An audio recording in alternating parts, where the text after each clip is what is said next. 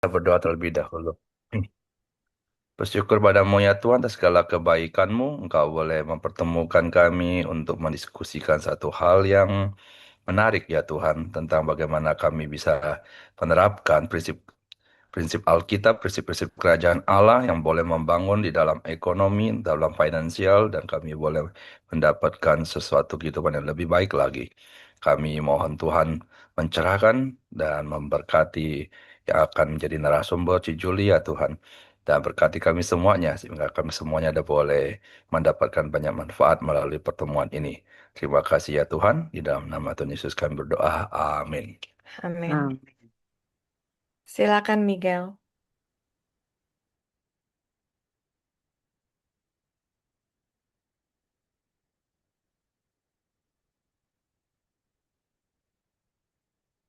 Shalom IYBC Couple, puji nama Tuhan. Senang rasanya kita boleh berkumpul kembali di malam hari ini dalam kegiatan IYBC kita. Mari sama-sama kita mau siapkan hati kita mau datang sama Tuhan.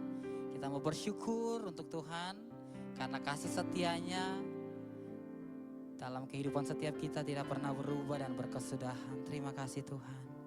Terima kasih Roh Kudus. Kami bersyukur Tuhan di malam hari ini kami boleh dipertemukan kembali dalam kegiatan IYBC kami Tuhan. Biarlah Tuhan Engkau hadir, Engkau melawat setiap kami Tuhan. Berikan hikmat-Mu, Roh Kudus-Mu, pimpin setiap kami. Biarlah di malam hari ini kami boleh belajar sesuatu, kebenaran firman-Mu yang mengubahkan kehidupan kami sehingga sungguh kehidupan kami boleh dimenangkan. Terima kasih Tuhan. Dan sebelum itu Tuhan Yesus izinkan kami juga untuk menaikkan pujian syukur kami di hadapan Tuhan. Nyanyian baru kami di hadapan Tuhan, dan biarlah Tuhan disenangkan. Terima kasih Tuhan Yesus yang baik. Terima kasih Tuhan Yesus, kami bersyukur. Haleluya. Amin.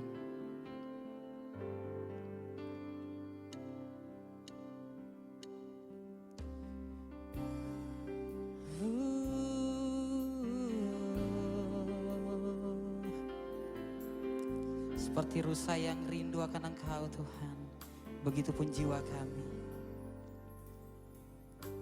Seperti rusa rindu sungai jiwaku, rindu Engkau. Kaulah Tuhan hasrat hatiku, ku rindu menyembah-Mu. Katakan seperti rusa rindu. Seperti rusa rindu sungaimu jiwaku, rindu Engkau. Kaulah Tuhan hasrat hatiku, ku rindu menyembah-Mu. Katakan Engkau kekuatan.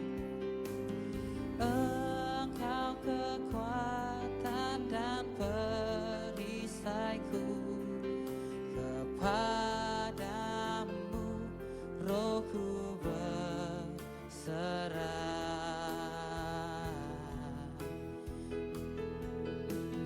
Kaulah Tuhan hasrat hatiku, ku rindu menyembah-Mu. Panggil dia Yesus. Yesus, Yesus, Kau berarti bagiku. Yesus, Yesus, Kau segalanya bagiku. Mari kita naikkan pujian ini, katakan seperti rusa. Seperti rusa rindu sungaimu jiwaku, rindu Engkau. Kaulah Tuhan hasrat hatiku, ku rindu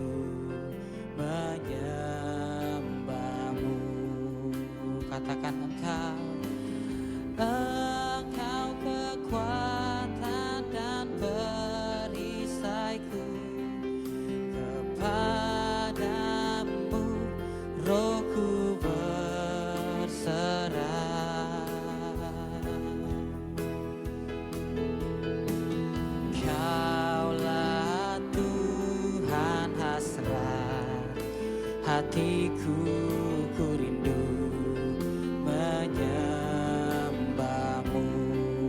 Panggil dia Yesus, Yesus, Yesus, kau berarti bagiku.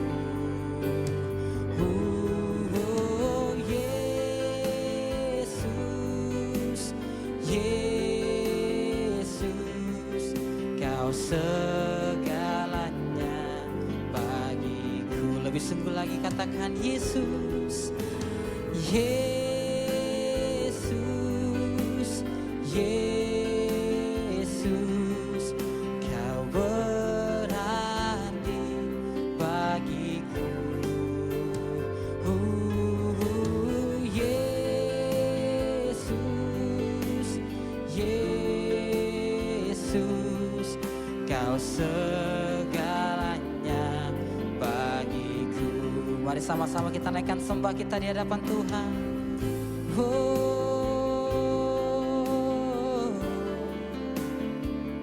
haleluya Tuhan.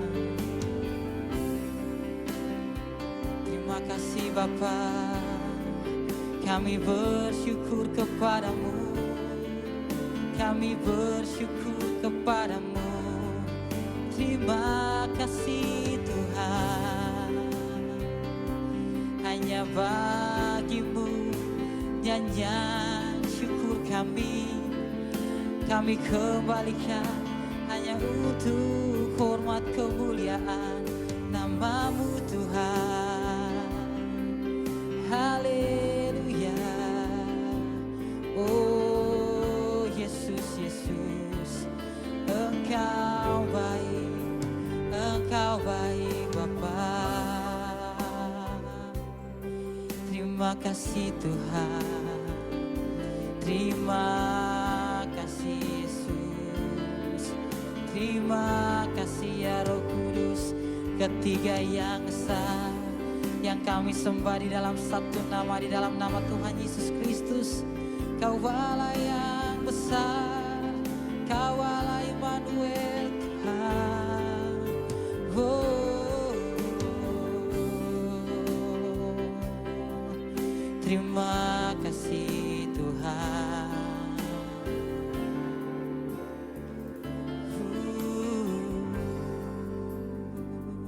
Terima kasih Yesus. Maka jiwaku pun memujimu. Katakan sungguh besar Tuhan, sungguh besar Kau Allah kami, Kau Allahku. Maka jiwaku pun memujimu.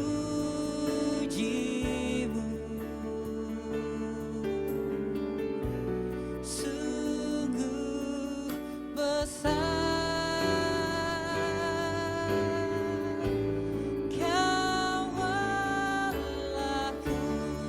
sekali lagi katakan, maka jiwaku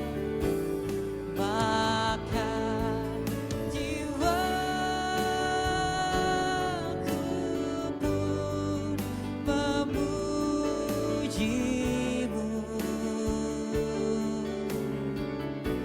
Sungguh besar Kau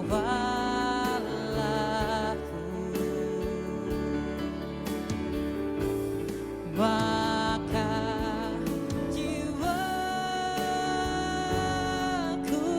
pun memujimu.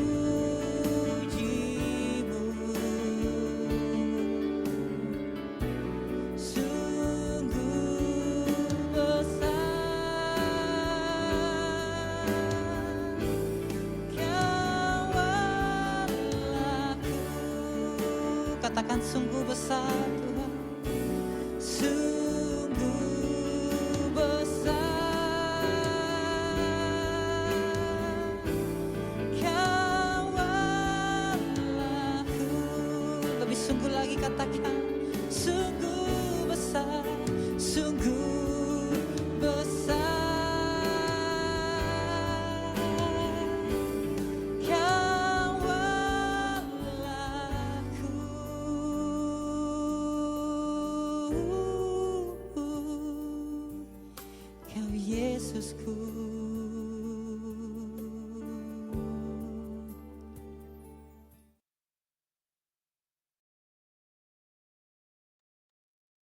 Oke, kita akan lanjut ke pembicaraan dengan Cik Julie. Nah, silakan Cik Julie, tempat dan waktu kami sediakan. Oke, selamat malam teman-teman. Hari ini saya nggak akan pakai PowerPoint karena kemarin saya lihat kayaknya engagement kita lebih bagus ketika saya nggak pakai PowerPoint. Dan saya jadi nggak terlalu fokus kepada materinya, tapi lebih kepada engagementnya. Ya, oke teman-teman. Nanti kasih feedback ya, mana yang lebih enak pakai presentation point atau berupa sharing. Oke. Hari ini topiknya adalah growing your business while you are sleeping. Siapa yang mau growing your business while you are sleeping? Kalau yang mau kasih itu dong, kasih react, kasih react. Jadi saya tahu nih bahwa teman-teman itu sama saya bareng-bareng gitu loh. Thank you. Saya juga mau. Yap, saya juga mau. Ya. Yang bisa saya sampaikan di sini adalah apapun adalah pengalaman saya gitu. Jadi is up and down. Oke? Jadi teman-teman saya sebelum mulai saya akan memperkenalkan diri saya dulu. Nama saya Julitan. Saya seorang istri dan mama dari 2 anak yang udah dewasa. Saya seorang entrepreneur di bidang ekspor barang-barang supermarket. Saya seorang trainer, dan seorang coach, dan seorang anak Tuhan juga. Oke, saya percaya bahwa Tuhan membiarkan saya melalui segala macam persoalan dalam hidup adalah untuk mengasah saya sehingga saya bisa sharing kepada teman-teman dan teman-teman mungkin jadi tidak perlu melewatin jalan yang saya lewatin. Ya teman-teman. Oke, sebelum eh, kira-kira sebelum kita mulai, kira-kira teman-teman ada nggak ya wondering, gimana ya growing the business while you are sleeping? Sebelum ke sini, kalau ada kasih itu dong, kasih saya react lagi. React. Oke, ada nggak Gu? Ah, saya pengen denger nih, gimana caranya growing the business while you are sleeping? Pekerjaan yang mencari kita atau bisnis mencari kita dan bukan kita yang mengubah bisnis. Oke, thank you. Thank you teman-teman, thank you. Oke, jadi saya akan membagi menjadi tiga kategori ya. Nomor satu adalah kita harus mengerti dulu nih konteks berbisnis. Oke, saya adalah orang yang struktur, jadi saya suka berbicara sesuatu itu dengan struktur. Oke, di sini semua udah pada kerja dong. Ada yang kerja, ada bisnis ya. Semuanya pasti udah ya. Oke, jadi nomor satu adalah gini. Ketika kita berbicara bisnis, kita bekerja, kita harus paham dulu nih. Sebenarnya konteks kerja dan bisnis itu sebenarnya apa sih? Kerja dan bisnis itu sebetulnya adalah bagaimana kita bekerja sama. Bagaimana kita berkolaborasi. Jadi gini, ketika saya berbisnis, saya bekerja sama dengan bisnis partner saya. Dengan customer saya, dengan supplier saya. Kalau saya tidak bekerja sama-sama, nggak akan bisnis itu terjadi. Kita sama-sama bekerja, berkolaborasi untuk mencapai sesuatu yang lebih besar. Jadi adalah dalam hal ini kita berbicara untung. Untung siapa? Untung kita bersama-sama. Kalau saya yang mau menang sendiri, kira-kira Pak Santo mau nggak bekerja sama sama saya? Mau nggak berbisnis sama saya? Saya suka bilang sama orang gini nih. You can be smart, but certainly I'm not stupid. Ada orang yang mungkin, wah pintar sekali. Akhirnya dia membohongi saya. Saya bilang begini, it's fine. You mungkin paling banyak adalah 1 kali membohongi saya. Kebohongan yang kedua kali itu adalah kebodohan saya. Saya membiarkan itu terjadi. Ya teman-teman. Jadi ketika kita berbicara bisnis, kita ada yang kita dalamnya harus ada yang namanya kerjasama dan namanya kolaborasi, bekerja bersama untuk mencapai sesuatu yang lebih besar, yaitu apa? Keuntungan bersama. Lalu teman-teman akan bertanya nih, Terus kalau saya bekerja sama orang, itu bagaimana? Saya jawabannya sama. Ketika Anda bekerja dengan orang, Anda juga bekerja sama. Kenapa? Anda menawarkan expertise, skill, waktu kepada bosnya. Sebagai seorang bos, saya membeli waktu, expertise, dan kemampuan Anda bekerja. Kalau saya tidak membayar expertise itu dengan uang, maka Anda tidak akan menjual. Demikian juga orang yang bekerja, kalau Anda tidak memberikan hasil daripada expertise yang dituangkan dalam waktu, maka saya juga nggak mau. Jadi beberapa orang itu akan dulu berpikir bahwa gini, akan saya cuma orang kerja. Tunggu dulu. Anda bertanya, kenapa saya nggak naik pangkat? Because what you give is not sufficient. Saya 2 bulan yang lalu berbicara kepada satu anak muda. Dia bilang gini, saya tidak mendapatkan pekerjaan. Saya bilang, sudah berapa kali Anda interview? Most of my interview never go to the second interview. Saya bilang, oke. Berapa kali? Ya cukup banyak. Oke, saya bilang, keep doing it. Sampai akhirnya saya ketemu dia lagi, saya bertanya, dia masih belum dapat kerjaan.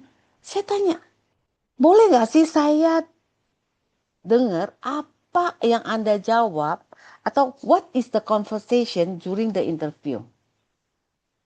Ya biasa, kata dia gitu. Dia tanya apa ya, saya jawab apa. Saya bilang gini, mau nggak kita coba sesuatu yang berbeda? Apa? Nomor satu, waktu Anda dipanggil interview, Anda research dulu company-nya apa, industrianya apa. Jadi sebelum interview nih, Anda research dulu ini company-nya apa. Oke, terus Anda berpikir, kalau saya di-hire oleh company ini, kontribusi apa yang saya bisa berikan kepada company itu. Anda research dulu. Oke, bertanya dulu, reflection.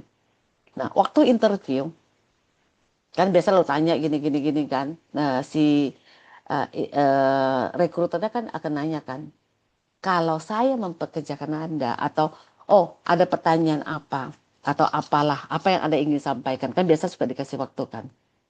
Nah, Anda perlu mempresentkan adalah gini, kalau saya bekerja di perusahaan Bapak dan Ibu, maka saya akan berupaya semaksimal mungkin untuk berkontribusi sebanyak ini. Dicoba aja. Dan ternyata dia praktekkan. Dan dia dipanggil dan sekarang udah bekerja 2 bulan di situ. Terus dia tanya sama saya, kok bisa ya jawaban seperti itu? Ya karena apa? Orang membeli expertise Anda. It's not a free lunch. Oke teman-teman, jadi konteks orang bekerja itu harus, atau berbisnis itu dalamnya harus ada yang namanya kerjasama. Kalau Anda cuma mau menjual produk kepada orang, atau Anda cuma mau bekerja tanpa melihat what value that I give it to you, what kind of value that I bring to the table, maka orang tidak akan hire. Itu konteks nomor satu dulu. Kita memahami dulu bisnis dan bekerja itu dulu. Sehingga kita bisa memahami. Oke teman-teman? Nah, jadi di dalam kita bekerja sama dengan orang, dalam bekerja maupun berbisnis di dalamnya adalah kerjasama atau kolaborasi. Kita harus mempunyai tujuan yang sama. Yaitu apa? In the name of cuan. Anda berbisnis sama saya, kalau nggak ada cuan, nggak mungkin ada bisnis. Saya pernah sekali ya berbisnis di Taiwan. Itu udah cukup lama, ada kali 15-20 tahun yang lalu. Terus dia bilang sama saya terus bahwa apa? Dia nggak cuan. Terus saya nggak cuan gitu loh. Saya pertama masih sampai saya pada satu titik itu saya merasa gini nih. Saya jengkel gitu loh. Masa lu bisnis kagak ada cuan melulu? Kan saya capek ya. Terus saya bilang sama dia gini. Saya tutup komputer saya bilang gini. Yuk udah selesai dah meetingnya, saya bilang gitu. Loh, nggak bahas lagi dalam bahasa Chinese kan. Saya bilang, enggak, saya nggak bahas bisnis lagi. Oh, kenapa? Karena gini loh, saya udah berbisnis dengan Anda, itu ada kali satu masa. Tapi yang saya dengar selalu bahwa Anda bilang bahwa saya nggak cuan. Jadi saya merasa kita nggak kompatibel. I don't give you something. Kita dalam berbisnis, mau cuannya gede, mau cuannya kecil, harus ada cuan. Ya kan? Kalau Anda tidak cuan, you tell me. Saya harus membuat bisnis ini supaya you cuan something and I cuan something. Saya nggak bisa cuan sendirian. Saya nggak bisa saya naik BMW, Anda naik becak gitu loh. Nggak kompatibel bisnis partner saya. Jadi harus ada yang namanya win-win solution. Demikian juga ketika saya bekerja dengan orang. Tahun 97, 98, 98 saya masih bekerja sama orang. Dan saat itu dolar tuh dari 2.000, 5.000 sampai 18.000 lah. Ya, ya Pak Santo ya. Dolar naik terus ya waktu itu ya. Tapi bos saya enak sekali. Terus saja. Saya cariin uang buat dia karena kan saya bagian ekspor.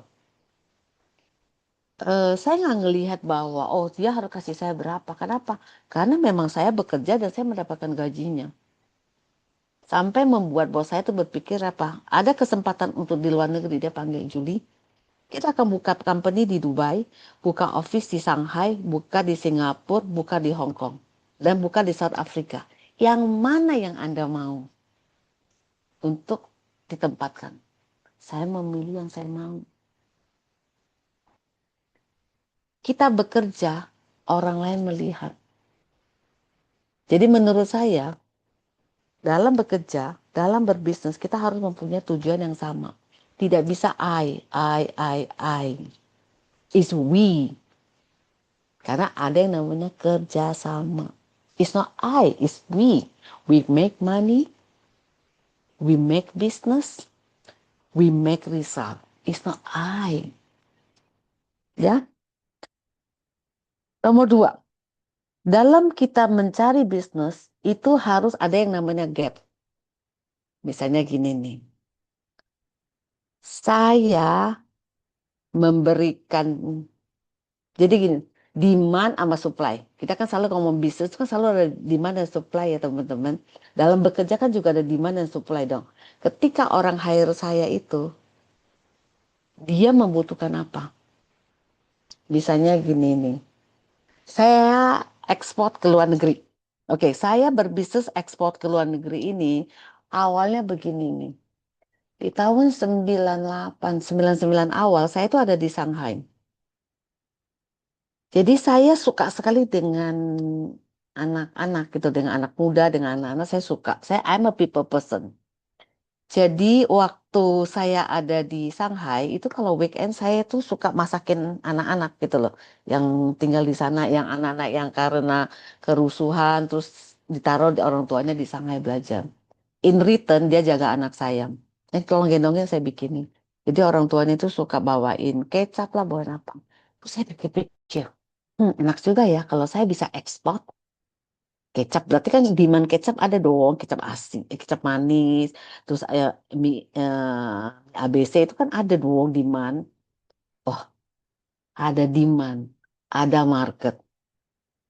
Jadi kita nggak bisa untuk ketika kita berbicara bisnis, kita nggak bisa bilang gini nih, ini produknya bagus, tapi market harganya nggak cocok gitu loh.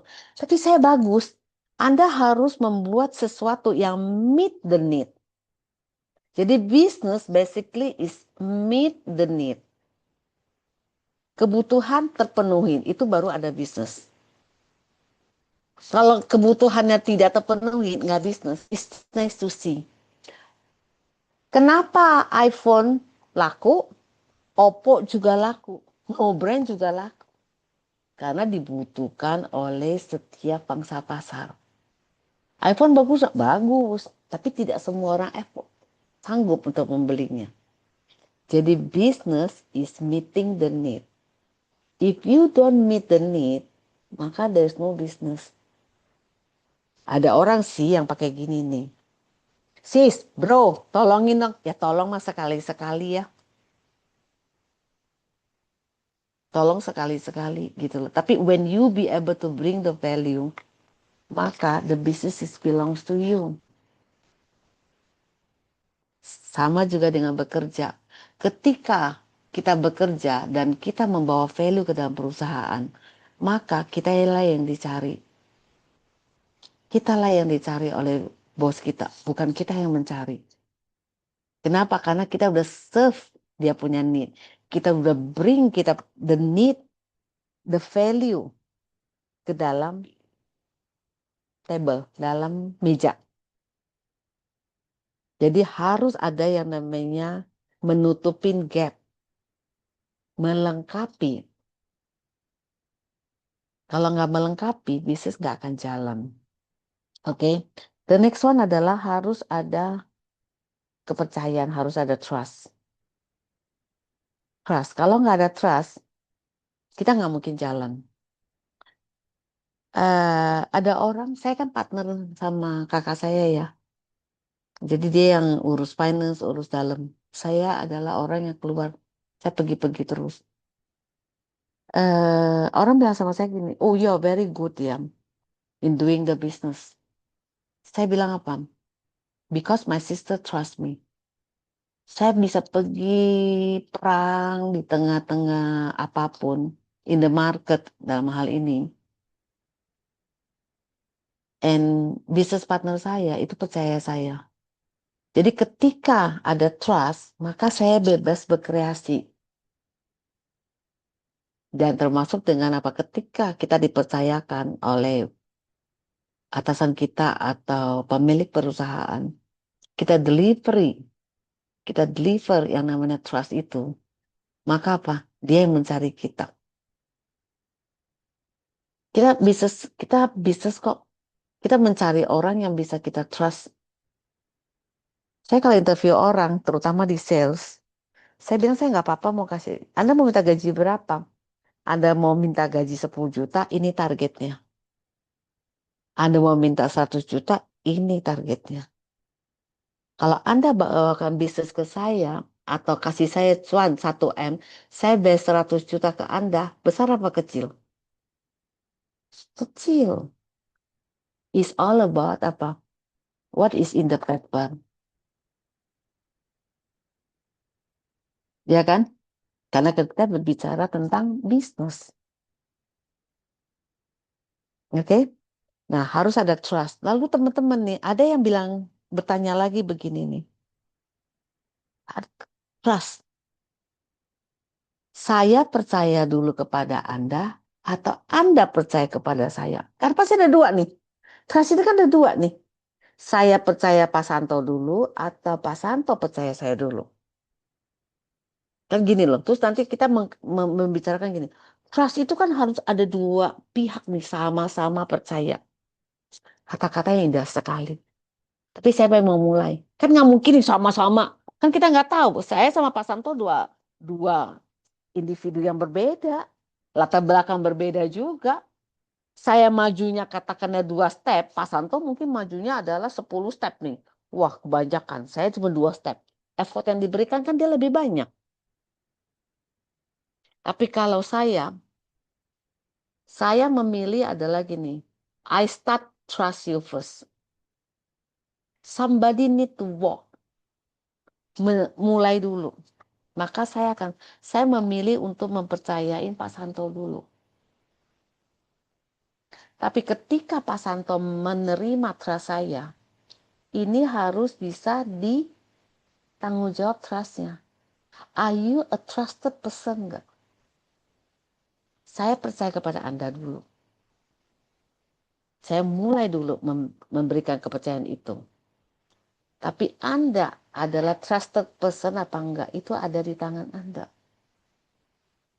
Ketika saya memberikan trust dulu kepada Anda dan Anda adalah trusted person, we go to the next level.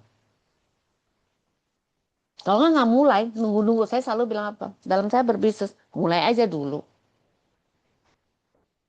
Aduh, hitungannya jauh bener gitu loh pembagian margin. Saya bilangin, oke, let's start with 50-50. Saya nggak sungkan dengan berbisnis sama orang dan saya katakan gini, let's start with 50-50. Dan saya tambahkan juga kepada dia bahwa, kalau dia diam, saya tanya sama dia gini, oh, if you think your effort is more than mine, You take 60, I take 40. Kenapa saya katakan itu? Karena saya cukup yakin bahwa Anda hanya bisa membohongin saya sekali. Anda tidak akan pernah bisa membohongin saya 2 kali. Tapi somebody need to start first. Oke?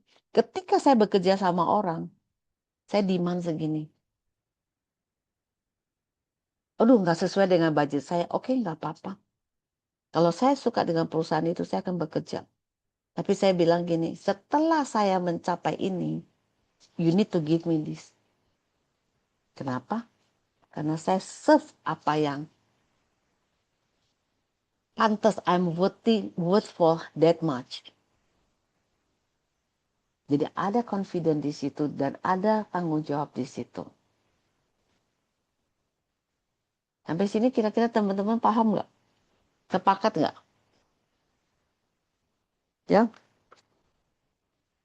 Dan ketika saya menjalankan, mungkin kadang-kadang ada ya, tidak sesuai dengan skenarionya. Dan saya nggak apa-apa kalau misalnya untuk berkata jujur ya, misalnya oke, I need to prolong the time. Atau aduh, kok ternyata tidak sesuai dengan ininya. Boleh nggak kasih saya waktunya agak panjang sedikit? Dan orang itu menghargai kejujuran. Orang menghargai kejujuran. Oke, jadi perlu ada yang namanya kejujuran. Dan kita dalam berkomunikasi harus ada apa? Keterbukaan. Membangun. Jangan, karena apa? Tidak bisa, kita berbicara tentang apa? Ketika kita berbicara bisnis, kita berbicara sesuatu dalam bekerja, itu kita bicara future. Siapa yang bisa mempredik future? Tapi ketika kita berbicara future dan kita berbicara tentang confident, di situ ada namanya experience dan confident. Ya, makanya kita menggunakan kata itu. Tapi ketika dalam menjalankannya, mungkin tidak semua itu jalannya lancar. Tapi harus ada transparansi dan honesty untuk menjelaskannya. Dan orang sangat menghargai yang namanya transparansi dan honesty kok. Saya pernah meeting sama orang Belanda. Itu Jakarta tuh macetnya ya ampun macetnya minta ampun. Saking macetnya saya ditelat tuh 2 jam. Dia udah marah-marah sama saya. Dia bilang, are you coming? I said, yeah, I'm coming. So where are you? Ini udah 2 jam you are not coming. Ini karena hujan, Pak. Saya bilang dalam hati saya, aduh ini karena hujan. Kalau nggak saya udah jalan kaki gitu loh. Mobil saya udah di depannya Shangri-La, dia hotel di Tamrin itu loh. Dia di situ, tapi saya harus jalan panjang banget. Tapi saya udah nggak tahan, akhirnya saya bilang sama supir saya gini, ini kayaknya rintik-rintik doang deh. Saya jalan kaki dari depan Shangri-La sampai ke Tamrin.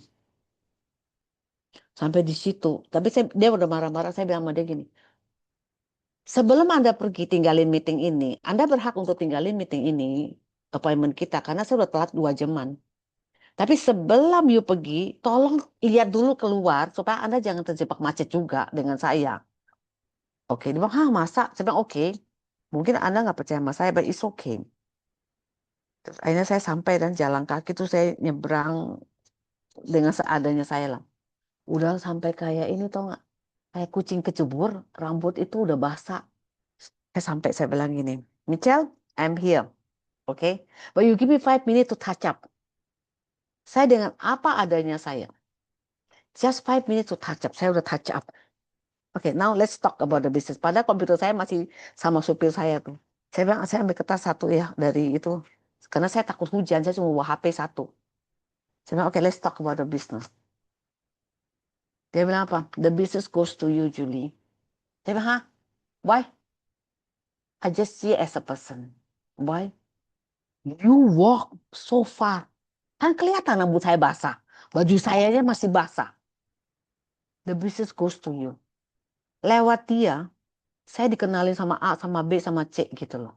Kenapa? Begitu ada orang yang mau bisnis di Indonesia untuk FMCG, you go and find Julie. Jadi saya nggak usah susah-susah amat. Saya nggak usah susah-susah amat. What I'm doing sebetulnya bukan showing off to dia bahwa, oh, I'm a person that is worth for this business. No, saya datang sebagai seorang yang saya katakan saya jam segini mau datang, tapi saya delay, itu tuh udah membuat saya tuh menjadi beban gitu loh. Nah, tapi itulah yang membuat dia itu bilang sama saya gini, it's okay. Orang tetap mencari business partner yang apa? Yang bisa dipercaya. Ya. Nah, kalau semua udah dijalankan, maka apa? Dampaknya ada. Ada banyak orang melakukan presentasi ini itu. Tapi bisnisnya nggak ada. Misalnya contohnya ya, saya ada kan kita kalau mau tawarin produk itu kan mesti ada foto kan, foto. Kadang-kadang saya cuma foto, cekrek gitu foto video. Ada yang komplain ke saya sih, kenapa sih foto kamu jelek-jelek gitu loh. Ada, saking saya deket sama customer tuh dia bilang, kenapa sih foto-foto kamu jelek, foto. Pas lagi saya mau ada ide aja saya langsung fotoin ke dia lihat. Saya bilang, I think this is good for you. Narasinya nanti saya bikinin, saya bilang gini. Cuman saking pengen, tau nggak, first impression langsung saya kirim. Dia komplain ke saya sekarang kan saya bilang sama dia bercanda, saya bilang gini, foto jelek aja laku, apalagi bagus, udah. Karena apa? Ada joke di situ, orang merasa deket, orang merasa otentik, karena hasilnya ada. Authenticity itu nggak mungkin ketuker. Jadi dampak itu harus kelihatan gitu loh. Bukan yang harusnya bagus-bagus gitu loh. Ya bagus-bagus lebih bagus lagi. Tapi nggak usah seeking for perfection baru jalan. Karena orang itu merasakan bahwa apa? Oh, otentik ya. Nggak pura-pura gitu loh. Karena dalam bekerja kita ini pengen adalah mencari cuan bersama. Oke? Nah, sekarang ini kita udah selesai nih membicarakan mengenai konteks dalam berbisnis. Pentingnya konteks nih. Kalau kita nggak ngerti konteks, maka kita nggak bisa tumbuh bisnis kita. Kalau kita memahami bahwa dalam berbisnis kita harus ada tujuan yang sama, maka kita nggak akan pernah bisa growing the business. Oke? Nah, sekarang kita masuk yang kedua, yaitu kita berbicara tentang bisnisnya. Ada proses, ada namanya hasilnya. Oke, teman-teman? Nah, sekarang teman-teman, siapa yang di sini pengen cari uang banyak-banyak? Kasih itu dong. Kasih react dong. Pengen cuan sebanyak-banyaknya kayak saya. Oke. Sama, saya juga mau cari uang sebanyak-banyaknya. Oke. Sekarang saya tanya sama teman-teman. Sini kita udah semua pasti udah pernah sekolah dong ya. Ya. Waktu kita sekolah, pengen nggak dapet nilai bagus? Pengen juara, pengen nilai bagus. Tapi ketika kita berbicara tentang juara satu, nilai bagus atau uang, kita berbicara tentang apa? Hasil. Hasil. Kalau kita nguberin hasil, maka kita apa? Chasing the wrong tail.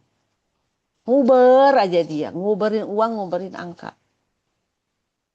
Padahal uang itu punya 1000 kaki, semakin lu uber semakin datang. Semakin jauh dia perginya. Yang harus kita perhatikan itu adalah prosesnya. Saya adalah orang yang sangat percaya kepada proses. Prosesnya kerja dengan benar, hasil ngikutin. Kalau kita udah kerjain proses, hasil nggak ngikutin, berarti proses harus kita rubah sedikit. Berapa tahun yang lalu ya, 3 tahun yang lalu kali. Saya kan setiap tahun ada town hall di kantor saya. Kita tanya nama salah satu stafnya, Bu, tahun ini kita mau bicara tentang blessing. Oke, spiritual banget. Saya bilang spiritual bener. Habis COVID itu soalnya. Kira-kira 2 tahun setelah COVID kali. 2 apa 3 tahun setelah COVID. Saya bilang begini. Ketika kita berbicara tentang blessing. Uang, blessing. Oh itulah. Itu kita berbicara tentang apa? Hasil.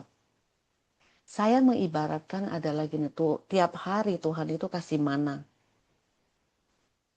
Oke. Tiap hari. Dan mana, kata Alkitab, itu cuman bisa 1 hari. Nggak bisa disimpan, nanti rusak katanya. Karena saya belum pernah makan mana. Tapi katanya demikian. Setiap hari kita harus datang untuk mengambil mana untuk keperluan hari itu. Demikian juga dengan blessing. Oke, ada orang yang bawa tempatnya itu besar, ada yang bawa kecil. Ya, ketika saya mau bicara blessing, saya pasti maunya 1 kontainer, 40 high keep lagi. Tapi ada orang yang gini, nggak apa-apa lah, saya mah cuma 1 sendok aja. Ya nggak apa-apa, jangan berantem. Itu selera. Tapi pastinya ketika saya membawa 1 kontainer, punya tempat untuk menerima mana, pastinya kan saya dapat lebih banyak ya daripada yang mengambil 1 sendok. Jangan ngiri ya, saya bilang gitu. Tapi ketika saya membawa 1 kontainer untuk menerima mana, effort saya lebih besar dong. Lebih berat kan. Makanya saya juga mendapatkan blessingnya itu juga lebih banyak. Karena hitungan matematikanya ada. Ya. Dan ketika saya udah bawa 1 kontainer, loh kok hasilnya tidak sesuai dengan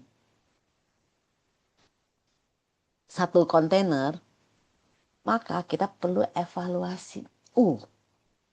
Mungkin jatuhannya mana itu kurang pas sama saya taruh kontainernya. Perlu adjust sedikit, mungkin tambahinlah 1/2 derajat. Itu namanya strategi. Jangan tiap hari keluarin itu kontainer, itu mangkok menerima. Dapat kosong pun terus-terusan kita keluarin itu mangkok dengan cara yang sama. Hasilnya kita bilang, ya ampun, saya hari ini cuma dapat 1 titik mana. Udah. Lah, kok orang lainnya dapat 1 mangkok? Oh, mungkin itu saya perlu adjust sedikit. Itu namanya strategi. Demikian juga dengan bisnis kita. Jadi, hasil itu adalah, uang itu adalah hasil. Mari kita perhatikan prosesnya. Oke? Kita di sini semuanya sudah bekerja dan bahkan ada sudah berbisnis. Pasti teman-teman sudah mempersiapkan. Misalnya gini, saya menjalankan bisnis ekspor. Kenapa Kosanto nggak kerjain bisnis ekspor? Saya sih pengennya adalah punya tempat les kayak Pak Santo. Lah tapi kan saya nggak ngerti sekolah ya. Gimana mau ngajar? Lah kalau Pak Santo kan nggak tahu ekspor. Gimana? Tentang dokumen ekspor nggak familiar. Ya, jadi ketika kita berbisnis, kita pasti sudah mengerti dulu industri yang kita pegang. Ya, itu yang namanya hard skill. Pasti kita udah mengasah hard skill kita dulu. Ya kan? Jadi dalam kita berbisnis ataupun bekerja itu ada 2 type of skill. Hard skill sama soft skill.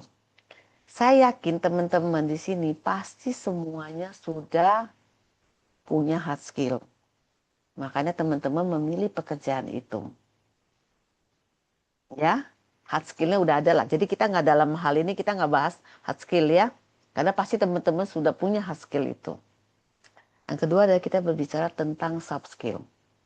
Bisnis ada, market ada, demand ada. Sekarang bagaimana kita meresponnya? Ya, kita bahas adalah tentang soft skill. Kenapa soft skill itu jarang dibicarakan ya? Karena merasa bahwa apa? Ah, nggak penting. Kalau bisa Merem mata aja 5 kali 5 itu langsung udah hafal. Dulu kalau saya ngomongin kali-kalian ya, saya pakai bahasa Chinese, pakai bahasa Indonesia. Saking tuh harus hard skill. Merem mata aja saya harus bisa gitu loh. Rumus apa aja, past tense, present tense dulu hafal. Tapi saya nggak pernah diasah menjadi untuk di soft skillnya. Karena nggak kelihatan. Namanya juga soft. Bicara apa sih soft skill? Kita bicara tentang how to communicate. Aduh, kok sesuatu yang nggak menjual benar ya. Tapi adalah apa? Bisa kali-kalian.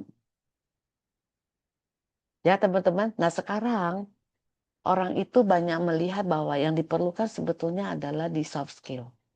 Dan saya sendiri, saya bukan orang akademis. Dan saya sangat menjunjung tinggi orang yang akademis. Sangat menjunjung tinggi. Ya.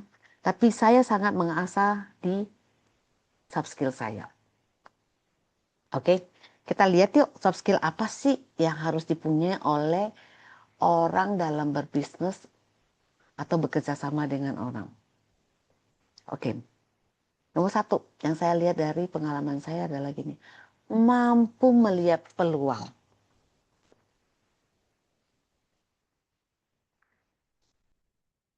Contohnya begini, waktu COVID itu semua orang freeze, termasuk saya. Saya waktu itu saya baru pulang dari Amerika awal Januari. Saya pulang dari 2020, saya pulang dari Amerika, Kanada. Saya pulang. Pulang seminggu saya berangkat ke Thailand. Liburan sama suami saya. Suami saya pulang, saya lanjut ke Myanmar. Waktu pulang dari Myanmar, saya ngeliat di satu pesawat itu banyak sekali orang pakai masker. Saya tanya sama dia, oh pakai bahasa Chinese, kenapa pakai masker? Dan saya adalah orang yang suka ngomong. Saya bisa ngomong sama siapapun, mau di pesawat, mau di airport, dengan siapapun. Kenapa pakai masker? Sakit. Karena banyak kan. Oh, you nggak tahu kalau ada virus, kata dia gitu. Oh, di mana? Oh, ada di China virus. Dia orang China juga. Oh, saya bilang, oh ya. Nah, tapi saya udah pernah pengalaman ini. Sama COVID saya udah tiga kali pengalaman. Pengalaman pertama adalah SARS. Pengalaman kedua adalah Corona di Saudi Arabia. Nah, ini yang ketiga kali. Waktu SARS maupun yang Corona di Saudi Arabia, oh, I make a lot of money. A lot of money. Karena saya ngeliat, oh, berarti ada demand apa ya? Nah, jadi waktu saya, dia bilang ada virus di China. Saya bilang, oh ya. Terus saya mulai, waktu kan belum ada AI ya, Google lah. Oh, tanya, oh ya ada ini, ada ini. Terus akhirnya saya pulang, saya langsung plan. Saya langsung plan, oke, saya mau bisnis karena berdasarkan pengalaman saya yang 2 kali sebelumnya gitu loh. Oh, saya udah plan gitu loh. Eh sambil plan, sambil lihat, sambil jalanin, sambil ini pokoknya karena saya udah punya pengalaman kan. Sampai akhirnya tanggal 15 Maret pemerintah memutuskan untuk lockdown. Oh, gimana ya lockdown? Sama-sama semua nggak bisa jalan kok. Semua nggak bisa jalan, freeze selama berapa minggu. Ya udah terus gimana ya? Nggak berdiam. Mulai melihat celah apa yang saya bisa kerjain ya. Mulai melihat yang namanya peluang bisnis di tengah freeze. Makanya orang itu nggak boleh depresi.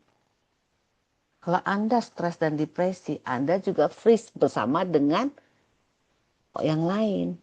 Tapi kalau Anda itu tidak depression dan tidak stres, maka Anda akan diam sampai melihat peluang di mana dan pastinya berdoa sama Tuhan.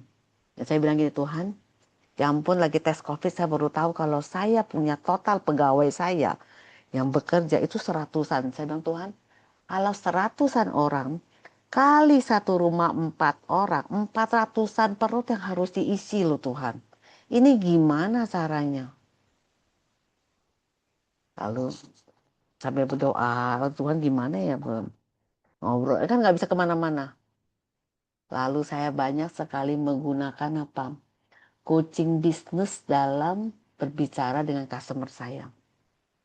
Saya tanya sama dia, kenapa you nggak beli barang sama saya? Karena kita sebut kebutuhan pokok. Saya kan ekspor FMCG. Jadi pemerintah mengizinkan kami ekspor. Karena itu barang esensial istilahnya. Orang butuh untuk makan, untuk ini. Jadi esensialnya berapa lama kita dikendorkan dengan boleh ekspor gitu loh. Ketika saya diperbolehkan untuk ekspor, customer saya yang nggak berani beli. Saya tanya sama dia, kenapa you nggak beli sama saya? Saya takut orang nggak keluar rumah. Nggak keluar rumah nanti bisnis jelek. Saya pakai coaching saya bilang gitu, loh coba kita tenang ya, kita ngobrol ya. Kenapa Anda melihat bahwa itu tidak akan ada bisnis? Ya kan orang nggak keluar belanja. Orang butuhnya kebutuhan dok. Lah emang barang kita yang kita jual apa? Kebutuhan pokok juga kan? Ya tapi kan pasti lebih dikit. Oke, valid apa yang Anda bicarakan. Gini deh, bagaimana kalau bisnis ini saya jualan dulu ke Anda? Oke, kalau Anda rugi, kita bagi dua. Saya bilang gitu, kerugian kita bagi dua. Gimana? Saya supaya dia berani kan. Kalau nggak kita nggak jalan-jalan nih bisnisnya. Boleh dah, coba aja satu kontainer dulu. Udah, mulai situ coba. Mulai. Oh ya cobain satu. Oh ya nggak ada kerugiannya. Ternyata di mana ada. Nah, selain itu, kita kan juga mama-mama yang bekerja nih ya. Karena COVID nih, kita jadi ke pasar nih. Kalau kita waktu nggak COVID nih, kita nggak sempet ke pasar. Ke pasar kita mulai lihat dong. Sebenarnya ibu-ibu yang ke pasar belanjanya apa sih? Saya mulai lihat nih. Belanjanya apa ya? Oh dia belanjanya ini. Oke saya mikir juga. Kira-kira kalau kita di dalam rumah 24 jam nggak boleh kerja. Kira-kira kita sebagai ibu-ibu yang menyediakan makanan di rumah, kita bakalan apa sih? Kan nggak mungkin dong. Makan produknya biskuit lagi kan bosen ya. Saya sampai ekspor apa atau enggak? Kuaci rebok. Sampai orang kuaci sampai cari saya.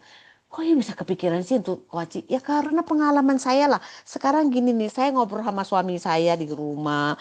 Terus ngecat pot. Bosen kan? Mau makan apa? Biskuit lagi? Gendut lah. Ya coba kita makan kuaci yuk. Sampai kita lihat, oh kuacinya tuh ada rasa ini, ada rasa ini, ada green tea, ada apa. Untuk pertama kalinya, kalau hari-hari biasa kita kagak tahu ada kuaci rebok. Manalah sempat makan kuaci rebok. Di situ menjadi business opportunity. Harus mampu untuk melihat peluang. Ya kan? Dan tidak setiap kali itu ada bisnisnya. Jadi gini. Waktu lagi COVID kalau Anda bilang, enggak pokoknya saya mau begitu. Saya mau menjaga, enggak bisa jalan. Anda harus lihat kapan timing yang tepat untuk masuk. Jangan FOMO. Orang bilang lagi bisnis properti bagus. Terus Anda ikut-ikutan beli. Orang lagi pengen turun. Yang naik pasti akan turun. Yang turun pasti akan naik. Saya share sedikit ya. Teman-teman saya bilang, saya banyak beli saham nih. Belinya di pucuk. Kamu FOMO. Bisnis beli saham itu ada caranya. Mei, sell and go away. Itu kan ada istilahnya. Jadi jangan belinya waktu lagi Mei gitu loh. Jadi itu jangan ikut-ikutan gitu. Anda harus tahu kapan. Jadi jangan orang bilang, oh saya lagi untung banyak nih. Saya bisnisnya lagi bagus, terus Anda ikut-ikutan gitu loh. Nanti orang bilang padel, kamu ikut-ikutan padel. Padahal mungkin udah lagi cuci piring nih. Anda harus tahu kapan. Oke, kasih saya itu lagi dong, riak lagi dong. Kok pada diem, soalnya saya jadi bingung nih. Nah, coba kalau pengen tahu lagi mesti dikasih ini. Nah, kan jadinya saya nggak ngomong sendiri ini. Paling susah itu Juli, adalah ngomong sendiri. ada pertanyaan tuh saya kirim ke WA. Oke, nanti saya lihat ya. Saya Ya, kelarin dulu nih. oke. Oke. Nah, terus ketika kita melihat peluang dalam berbisnis, kita harus ada nilai tambah. Jadi waktu COVID itu saya tidak menerima bayaran untuk coaching. Semua saya bilang free, free. Saya bilang ini, semuanya free. Mau corporate, mau pribadi, semuanya free. Ya kayak begini Zoom nih. Sambil saya latihan. Saya memberikan nilai tambah kepada bisnis partner saya untuk coaching dia gratis. Coaching dia ngobrol-ngobrol. Oh iya ya, kok saya nggak kepikiran? Oh good. Sambil saya melatih, semakin saya melatih dalam saya coaching kepada orang, semakin tajam intuisi saya. Betul nggak? Practice make perfect. Jadi jangan hitung-hitungan melulu. Practice make perfect. Jadi saya kasih guyon sedikit ya. Saya ada teman, itu orang China. Orang China asli dari China, dari Kansum. Mereka itu kerjain oil and gas sama tambang. Terus teman-teman saya bingung, kenapa sih saya baik banget sama dia? Ada bisnis sama dia? Enggak. Tapi saya bawa dia ke gereja. Saya kaget waktu dia bilang sama saya, kamu Kristen ya? Saya bilang, iya. Saya pengen Alkitab. Oh tenang, Alkitab mau versi apa aja saya ada. Oh temen yang saya banyak, saya tinggal bunyi di grup, I need Chinese. Itu punya, mau yang Zen Pizza apa, Chen Pizza gitu semua ada gitu loh. Udah saya kasih ke dia, saya bawa ke gereja. Terus teman-teman saya nanya, lu rajin banget sih temen sama dia. Kamu dapat bisnis apa? Oh enggak. Saya jadinya paham bahasa Chinese dalam konteks kekristenan. Karena kan saya bawa dia ke gereja. Sebelum nanti dia kalau pergi ke tambang lagi gitu loh. Nanti kalau ke Jakarta lagi kita ke gereja lagi. Saya cariin tuh gereja yang pakai bahasa Chinese gitu loh. Jadi kan saya jadi belajar Chinese. Oh, jadi tidak semua itu saya lihat dari sisi uang. Jadi saya bagus juga Chinese saya gitu loh. Lah kalau sekarang nggak ada bisnis ya nggak apa, tapi we are very good friend. Tidak semua itu harus ada nilai uangnya. Tuhan kan juga bilang kan, kenapa Tuhan itu bilang cari dahulu kerajaan Allah, maka semua akan ditambahkan padamu. Saya tuh berpikir waktu dengan ayat ini, Tuhan itu kepengen apa? Kita serving dulu, kita serve dulu. Kalau kita udah serve, maka hasilnya datang. Serving dulu. Konteks kita Tuhan itu mau kita melayani cari dahulu kerajaan Allah karena kita apa serve. Serve kepada orangnya, serve kepada baitnya, serve kepada jemaatnya, serve kepada kepunyaannya. Maka semua akan ditambahkan padamu. Itu konteks menurut saya ya. Saya kan ke sekolah Alkitab ya, tapi itu yang saya pegang. Saya pikir, oh Tuhan itu ingin saya serve. Makanya saya jadi punya tempat itu, kosan total namanya Yata itu. Kenapa? Karena saya udah nggak mau lagi pergi-pergi untuk serving ke orang dalam konseling lah, perlu coaching. Saya bilang, kamu ke tempat saya. Jadi saya buat tempat satu untuk apa? Untuk payback. Saya ingin serve gitu loh. Ya, to the next things ya dalam soft skill adalah apa? Energi. Energi itu adalah ketika gimana ya kalau kita berbicara energi ya. Pokoknya kalau deket-deket orang itu asik aja. Saya pernah customer saya yang di Brunei ini, dia paling paling lucu deh kalau ngomong sama saya. Pokoknya dia selalu harus ada bisnis sama saya kata dia. Kenapa? Saya bilang kenapa you mesti ada bisnis sama saya? Ya, karena selain kita berbicara bisnis, kita jadinya almost every day we have the conversation. Coba kalau kita nggak ada bisnis, hi and bye. Tapi kalau kita ada bisnis, always have a something tau nggak kita talk. Hari ini kita ngomongin dagangan ini kan nggak mungkin cuma ini enggak kan selesai. Gimana konteksnya bisnisnya gimana? What do you see gitu in the next apa perang kayak gimana sudut pandangnya gimana kan begitu. Ketika kita dari berbicara bisnis kita kan nggak ngomongin harga berapa aja. Tapi kita ngomongin secara apa? Konteksnya kan. Ini bisnis mau dibawa kemana, suku bunga berapa, dampaknya apa, kan begitu. Jadi dia tuh selalu bilang saya gini, I always need, mesti ada satu kontainer yang belum ke shipment sama you. Jadi I can always have a conversation with you. You can have a conversation with me, even though we have no business. Ya alasannya apa? Kan nggak kepikiran kan. Tapi kalau ada sesuatu itu selalu gitu loh. Selalu oh iya somethingnya. Jadi orang itu you need to bring the energy up. Bagaimana membawa energi naik ke atas itu begini. Teman-teman pernah nggak ke toko handphone mau beli handphone? Kalau yang pernah ke toko handphone kasih react dong. Jadi saya tahu Anda you are with me. Oke, thank you. Oke, thank you. Nah, teman-teman, ketika teman-teman ke toko handphone, terus teman-teman bilang gini, saya mau beli iPhone 17. Terus orangnya bilang gini sampai korek kuku. Apa mbak? Teman-teman beli nggak? Beli nggak? Nggak akan beli. Ih, kok saya nggak merasa ada kenyamanannya? Nggak merasa ada keasikannya? Nah, itu yang disebut dengan energi.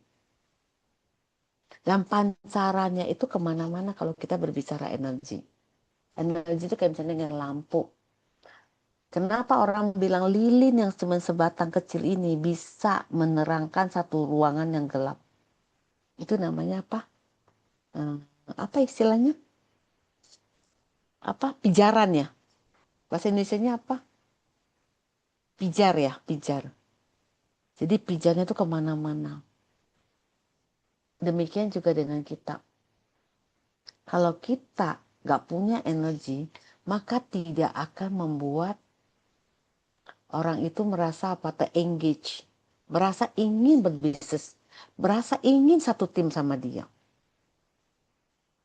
Orang saya kalau beli properti aja kata teman saya gini, ajak dia sekalian. Lumayan kan kalau lagi serah terima ada yang diajak ngobrol. Nah, tapi itu memang saya ngerasa bahwa that is my gift. That is my gift. Some people when they have the gift, it's easier for them to practice.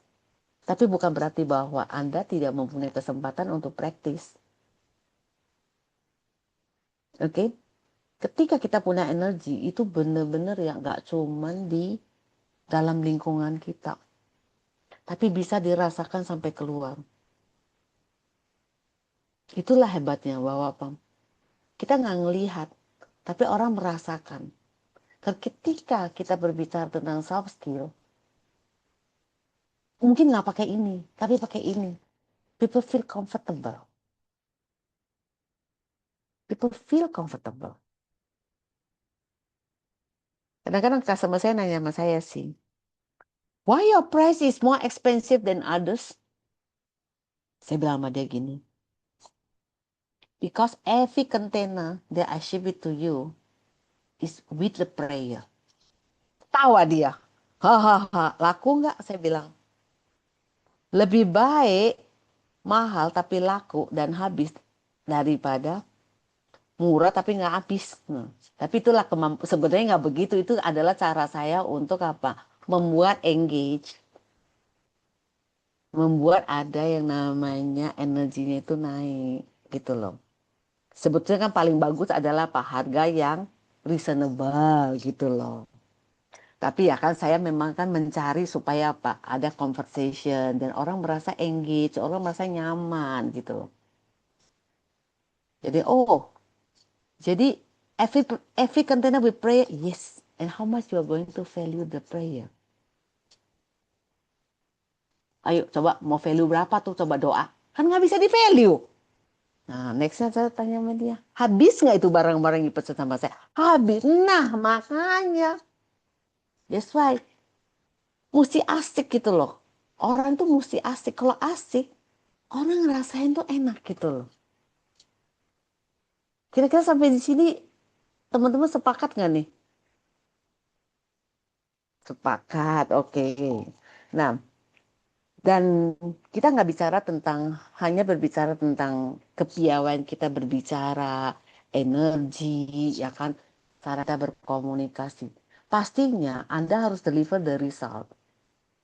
Jangan sampai gini, oh semua udah bagus nih. Ya sayang, packaging udah bagus, udah dikasih pita, isinya dong. Jangan, Anda tetap harus mempertahankan kredibilitas, integritas Anda. Kalau enggak orang akan apa? Orang nggak akan percaya lagi. Dan trust itu adalah trust, trust, trust, trust. Begitu udah strong nih ya, dan nggak bisa dipercaya nih, mulai lagi loh dengan nol loh. Bangunnya tuh susah, robohnya tuh cepet sekali. Gitu loh. Ya, jadi ketika kita bisa dipercaya dan memang bisa diandalkan, maka bisnis akan datang ke kita. The next thing adalah noticeable. Teman saya itu bilang sama saya gini, customer saya bilang sama saya gini, when we think about Indonesian FMCG, your name is always appear nomor satu. Jadi saya bukan terkenal dengan paling murah, bukan. Saya bilang gini, saya ada yang namanya personal branding saya. Jadi saya kadang-kadang tanya sama customer saya, how you see me? Because how you see me is how you see my company. Because I am the driver of the vehicle which is my company. Oh ya, trustworthy. Uh, terus dia bilang apa? Trustworthy. Terus bring the value. Terus apalah? Oh, berarti kalau saya kurang menjual di situ, maka saya akan meningkatkannya di situ. Oh, efisiensi, efisiensi. Nah, saya harus noticeable. Jadi ketika orang berbicara dalam konteks industri saya, nama saya harus muncul nih nomor satu, nomor dua, atau nomor tiga. Kalau nomor lima nanti udah keburu ditangkap sama orang. Demikian juga dengan teman-teman yang bekerja. Kalau Anda bekerja sama orang, begitu ada proyek baru nih, nama Anda atau muka Anda harus muncul di atasan Anda. Pertama kali, terus adalah kedua kali. Ya udahlah, yang ketiga kali dah. Yang ketiga yang dia muncul. Kalau keempat, wah antriannya masih panjang. That's why you need to be noticeable. Jangan sampai Anda tuh urusan masih panjang. Wah kesekian, wah nggak ada. Kita hidup di dalamnya apa? Di dalam dunia yang perputarannya tuh cepat sekali. Perputarannya cepat sekali. Ini belum fully automatic pakai AI ya. Kalau udah even lebih-lebih lagi gitu loh. Jadi teman-teman, kita harus menjadi orang yang noticeable. Ya kan? Nah, sampai sini ada pertanyaan nggak buat saya nih? Atau saya lanjut dulu nih? Teman-teman mungkin akan bertanya sama saya gini nih. Pengen sih, pengen banget untuk hidup menjadi orang yang fokus kepada proses. Tapi narasinya tuh banyak sekali yang bikin kita down. Kita keluar, orang bilang sama kita gini, aduh bisnis lagi jelek nih. Hmm, bikin kita down lagi. Kita udah semangat pengen berbisnis. Kita kebentur masalah. Saya saya sama Pak Santo waktu itu sama-sama di kelasnya Bang Hose tentang narasi. Dan saya pengen share adalah pentingnya orang itu harus punya narasi. Jadi waktu itu saya juga baru tahu di kelas itu bahwa menurut kebudayaan orang Israel itu setiap pintu itu digantung ada tulisan apa ya? Mesusa ya, Mesusa, Mesusa. Mesusa itu adalah the grand story yang Tuhan ciptakan buat setiap orang. Tuhan itu Esa. God is the sovereign God. Jadi Tuhan itu adalah Tuhan yang Esa. Jadi dia yang pencipta langit dan bumi. Dan dia mengatakan bahwa kita adalah ciptaannya. Dengan segala macam scripture yang ada misalnya gini. Kita tidak akan menjadi uh, apa? Uh, God will never let the righteous go hungry misalnya gitu. Itu kan scripture yang Tuhan tuliskan di Alkitab untuk mengkonfirmkan kepada kita bahwa dia tidak akan meninggalkan kita kan. Jadi ketika kita keluar dari rumah kita ketemu dengan orang yang narasinya itu membuat kita down, ya kan? Membuat kita akhirnya apa? Tidak bisa membawa energi yang positif. Banyak sekali orang yang bikin kita drain. Tapi kita ketika kita balik ke rumah, kita harus ingat bahwa apa? Kita kepunyaan Tuhan. Sehingga kita kembali lagi bahwa apa? Kita jadi semangat lagi. Dulu saya adalah orang yang saya katakan kepada orang bahwa kalau saya sehari punya 36 jam, maka saya punya waktu untuk ke gereja, saya punya waktu untuk serving God. Tapi kalau saya punya 24 jam, saya nggak ada waktu gitu loh. Tapi tambah ke sini, tambah saya melihat bahwa apa? Saya salah konsep. Saya menggunakan kekuatan saya untuk mencari. Padahal Tuhan bilang apa? Udah kali, you kerjain bagiannya. Kita dan Tuhan itu sebenarnya kawan kawan sekerja gitu loh. Kita kerjain bagiannya, Tuhan kerjain bagiannya. Jangan semua-muanya kita kerjain. Kayak we are the advisors of God. Wah, waktu saya tahu itu, saya baru menyadari bahwa apa? Strategi saya salah. Tuhan yang menciptakan saya. Kok saya seolah-olah saya lebih tahu. He is the porter and I'm the clay. Dia the porter loh. Saya clay loh. Tapi saya mengatakan Tuhan, ini nggak cocok. Dia yang menciptakan saya loh. Dan saya menyadari itu adalah ketika saya kena masalah di Inggris tahun 2002. 2002 ya. 2002 saya kena masalah besar di Inggris. Di situ saya bilang ke Tuhan, saya nggak bisa mengandalkan kekuatan saya. Di tengah-tengah ketidakberdayaan baru satu Tuhan saya nggak bisa. Waktu saya bilang gini, dan waktu itu bertubi-tubi lagi. Saya udah kena masalah di sana. Saya mau berangkat ke sana, itu Saddam Hussein diturunkan. Jadi saya nggak bisa dapat visa. Karena kita termasuk negara yang muslimnya tuh besar. Jadi mereka nggak terima dulu. Aduh, nggak bisa berangkat. Terus habis itu udah enakan nih, SARS. Aduh, saya juga nggak bisa berangkat. Tapi saya masalahnya besar di situ. Besar untuk ukuran saya ya. Oh, saya saat itu saya cuma bisa berdoa. Saya bilang, Tuhan, kasih saya kesempatan sekali lagi. Saya pengen seperti Samson gitu loh. Walaupun saya jauh sekali udah dari Tuhan. Saya banyak sekali melakukan kesalahan. Tapi Tuhan kasih saya satu kali kesempatan aja di tengah kesulitan saya. Saya berdoa, terus saya tiap malam saya kerja karena Inggris kan beda jam sama kita. Kerja, doa, kerja, doa, doa. Tuhan kirim tuh ada orang tuh bantuin saya beresin. Dan sampai sekarang saya malah bisnis sama keponakannya dia. Saya dulu omnya yang Tuhan kirim tuh bantu saya. Terus saya bantu omnya lagi. Sekarang saya bisnis sama keponakan dia yang lahir tahun 94. Kita bisnis besar. Kita nggak akan pernah tahu. Tapi kita harus kembali lagi. Sebenarnya Tuhan tuh ciptakan saya untuk apa? Karena cuma itu yang bikin saya punya kekuatan untuk apa? Kekuatan. Kesusahan hari ini cukuplah untuk hari ini. Kadang-kadang saya cuma bergumam sendiri loh. Tuhan, kesusahan hari ini cukuplah untuk hari ini. Besok mulai lagi.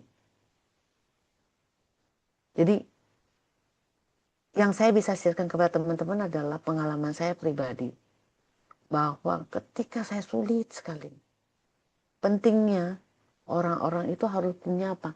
Menginstal scripture di dalam kepala. Karena cuma itu yang kita bisa gunakan toh nggak? Untuk memenangkan peperangan.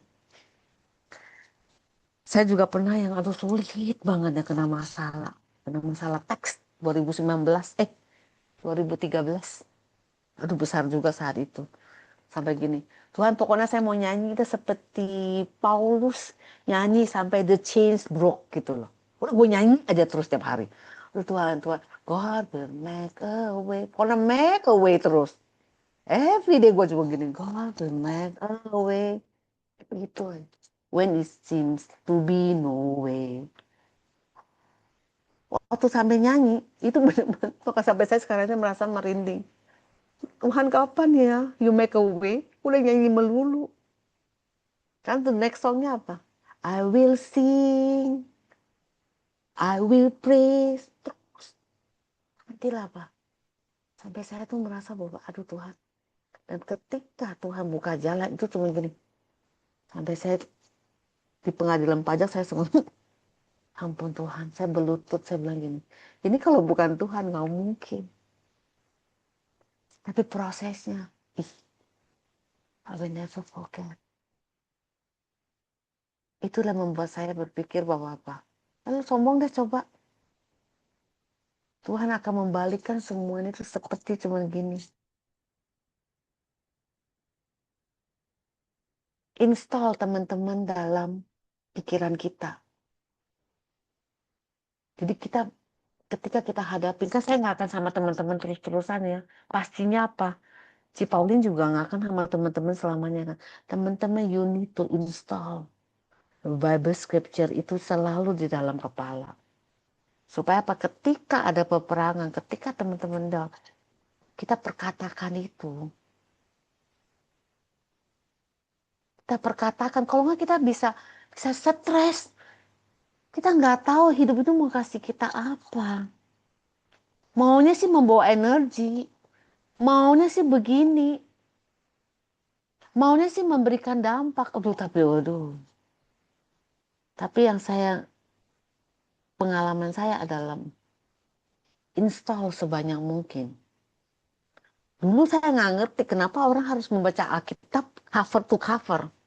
Saya bilang, aduh lama, males banget ya. COVID itu membuat saya membaca cover to cover. Orang nggak ada kerjaan. Dan setiap kali kita membaca firman Tuhan, beda rasanya. Kenapa? Karena situasi hidup kita juga berbeda. Saat umur kita juga berbeda. Dan sebanyak kita membaca, ada aja yang menjadi ayat favorit kita. Dan itu yang teman-teman harus keluarkan. Ketika teman-teman lagi down. Bukannya, si Pauline ada di mana ya? Aduh, Pak Santo ada di mana? No, no. Tapi adalah Anda dan Tuhan. Pengalaman Anda dan Tuhan. Itulah yang membuat kita apa?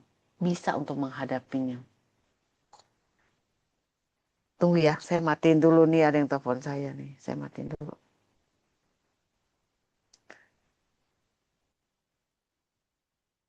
Saya waktu COVID, saya baca firman Tuhan dari cover to cover. Dan waktu akhirnya saya putuskan begini, Tuhan, kayaknya saya nggak mau ngomong apa-apa deh sama Tuhan. Jadi saya nggak mau, Tuhan saya lagi ini, enggak. I just want to be quiet and receive. Selama ini saya kasih to-do list ke Tuhan. Ini. Mungkin di COVID ini ya, udah saya nggak mau ngapa-ngapain dah. I just want to receive. You speak to me, I want to listen. Untuk pertama kalinya saya ngerasa bahwa, aduh berat banget ya. I'm a control freak. Tapi ketika saya mendengar, waduh, ternyata banyak sekali yang saya dapatkan. Jadi teman-teman, perbanyaklah scripture-nya. Oke, jadi tadi kita udah ngerti tentang konteksnya, kita udah ngerti di dalamnya bagaimana kita mengelola kita di prosesnya. Ya, dan kan tadi saya bilang, kalau kita udah mengerti konsep pertamanya, kita udah mengerti tentang prosesnya, kan hasil ngikutin. Ya kan, hasil ngikutin nih. Kalau hasil nggak ngikutin, teman-teman harus apa? Change strategi lagi nih. Ya, the next point adalah gini, how to maintain. Ya dong, banyak sekali, teman-teman pasti tahu dah, banyak sekali orang yang set pada puncaknya, tapi juga down. Ada teman saya bolak-balik ganti company, ganti kerjaan itu, ganti bisnis itu ada kali 4 kali. Sampai saya ngomongnya, udah terakhir kali ya. Lu kerja sama gue udah terakhir kali, udah bolak-balik kayaknya lu di jalan tempat aja melulu. Apa? Karena nggak bisa memaintain. Dan bisnis itu, especially sekarang setelah COVID itu we will never go back to before COVID. Cara orang berpikir, cara orang spending. Orang bilang dulu belajar online is a new norm, ya kan? Sekarang mungkin kalau apa-apa mesti kalau udah nggak bisa online lagi udah malah menjadi new norm. Sekarang online, coaching online, meeting online, kerja dari manapun itu menjadi norm, menjadi norm. Maka malah yang dulu norm sekarang menjadi new norm atau something yang tidak normal. Things itu berubah. Nah, teman-teman pasti akan berbicara tentang bagaimana sih sustain, ya kan? Bagaimana sih men-sustain? Bagaimana kita men-sustain itu adalah dalam saya menjalankannya itu, saya harus membangun sistem. Sistemnya itu apa? Sistem operasional, mungkin menggunakan teknologi. Kenapa saya menggunakan sistem menggunakan teknologi? Satu, semakin kompleks kita dalam berbisnis. Kalau kita tidak menggunakan teknologi untuk membantu, maka kita pasti tidak akan sanggup mengkup segitu banyak. Ya, jadi kalau saya bilang jangan benci teknologi nih. Mungkin ada orang selentingan mengatakan bahwa AI took our job. Jadi orang teman-teman pasti sering dengar kan, AI replace our job. Menurut saya, AI is replacing, menggantikan orang yang tidak mengerti AI. Ya, jadi jangan dibenci gitu loh. Jadi membangun sistem dalam bisnis. Termasuk salah satunya saya menggunakan sistem teknologi. Sejak COVID itu saya jadi punya waktu untuk membangun sistem saya dengan teknologi. Oke, zaman waktu itu sih AI belum sampai gitu, metaverse yang waktu itu. Tapi ya kita udah mulai lihat lah, kita udah mulai ngomong ERP gitu sistem. Yang kedua adalah harus membangun tim, harus membangun tim. Tadi pagi saya baru ngomong sama anak saya bilang gini, bisnis ketika saya mewariskan bisnis ini ke Anda, saya bukan mewariskan comfortability dan comfort kepada Anda. Tapi saya akan mewariskan legacy saya.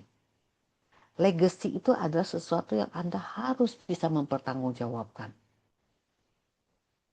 Jadi waktu anak saya suruh ke kantor, saya juga kasih taunya begini. Saya bilang gini, Darren, itu orang-orang yang kerja di kantor kita, itu ada yang udah 24 tahun, ada yang 26 tahun, ada yang 14 tahun. Lama-lama lah pegawai saya itu. Mereka kan invest waktu yang paling prime-nya mereka ke kita nih. Termasuk membantu kamu untuk membayar uang sekolah. Nah sekarang mereka punya anak. Itu kan mereka ingin dong kasih anaknya sekolah. Ya kan, yang decent lah. Gak usah bilang yang sekolah yang gimana. Yang decent aja. Ya masa kamu nggak untuk bantu ini mikir bagaimana bisnis ini supaya kita bisa grow. Supaya walaupun bisnis kita perekonomian nggak bagus, bisnis kita tetap bisa sustain. Jadi akhirnya anak saya itu datang ke kantor kan. Nah saya bilang ini menjadi tanggung jawab kita bersama nih. Karena mereka invest loh di waktu paling prime-nya mereka, which is waktu mudanya. Sekarang kalau umurnya udah 50, siapa yang mau hire? 45, siapa yang mau hire?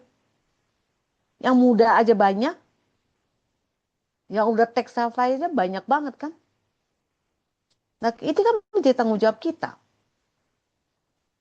Nah jadi ketika kita ingin bisnis kita sustain, kita harus ada yang namanya building the system, building the team. Jadi kita harus mencari suksesor. Tadinya saya juga berpikir bahwa suksesor saya tuh mungkin nggak dari keluarga saya. Dan teman kantor saya pada nanya, ibu kok anaknya ibu nggak datang ya? Ya kalau dia mau datang, dia akan datang.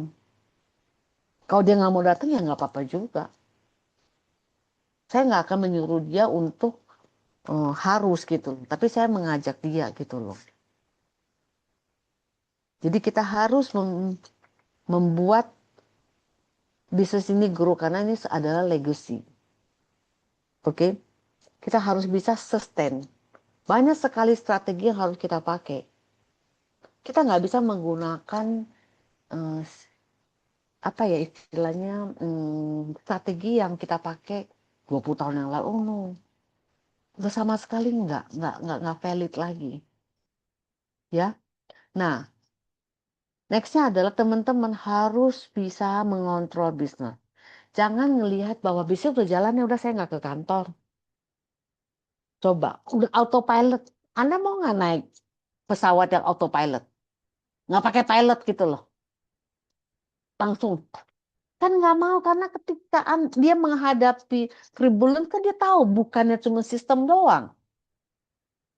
Dia pasti harus adjust lagi yang memakai apa. Kadang-kadang ini kan gitu kan. Kadang-kadang ini dan ini, kadang-kadang mungkin pakai lutut untuk berdoa. Kan kita nggak bisa otomatis begitu. That's why teman-teman yang bisnisnya udah bagus nih, Anda harus tahu bagaimana sustain, which is apa? Bisnis harus datang untuk ngontrol. Harus datang, perlu adjust, Anda harus adjust. Termasuk dengan pivot. Pivot ini sekarang tuh menjadi satu kata yang sangat sering dibicarakan di dunia bisnis. Pivot. Kalau bisnis ini sudah tidak lagi serving you, silakan untuk pivot. Dan pivot itu bukan berarti Anda itu gagal dalam berbisnis. Karena memang ada bisnis yang contohnya kita ngomongin kaset lah atau Kodak lah yang mati. Saya baru kaget nih. Coba ke range market. Tahu-tahu sekarang si Kodak jualan koper coba. Dulu mah jualan film. Itu kan pivot tuh. Nah sekarang dia bilang, enggak saya nggak mau, saya tetap mau jual film. Ah matilah bisnisnya. Sekarang dia jual koper tuh. Kodak tuh. Coba ke range market dah. Dapat stiker-stiker tuh. Gitu loh. Dan memang di Alkitab juga bilang apa? Kita itu harus datang. Kita harus untuk datang dan kita harus mau untuk datang untuk ngontrol. Kita nggak bisa duduk tenang-tenang lihat itu bisa datang. No, Anda harus datang tetap. Anda harus rajin untuk melihat. Anda harus mau upgrade diri. Anda upgrade diri baru kita bisa mengupgrade di bisnis kita. Jadi banyak sekali teman-teman atau bahkan keluarga saya sendiri itu apa? Loh, kok bisnis saya yang saya udah jalan 40 tahun karena nggak bisa bekerja? Loh, emang langsung nggak bisa bekerja? Karena pergeserannya dikit-dikit Anda tidak menyadari. Anda nggak menyadari. Coba deh baca buku yang Who Moved My Cheese gitu loh. Who moved my cheese? Nobody moving the cheese. The tikus yang udah dimakan. Cheese Anda udah dimakan. Gitu loh. Ya teman-teman, kita harus punya tiga itu. Kita dulu ngerti dulu konteksnya. Kita jalankan prosesnya. Lalu kita harus bagaimana kita memaintain bisnis itu. Harus punya berbagai strategi untuk maintain. Harus ada suksesor. Ya teman-teman.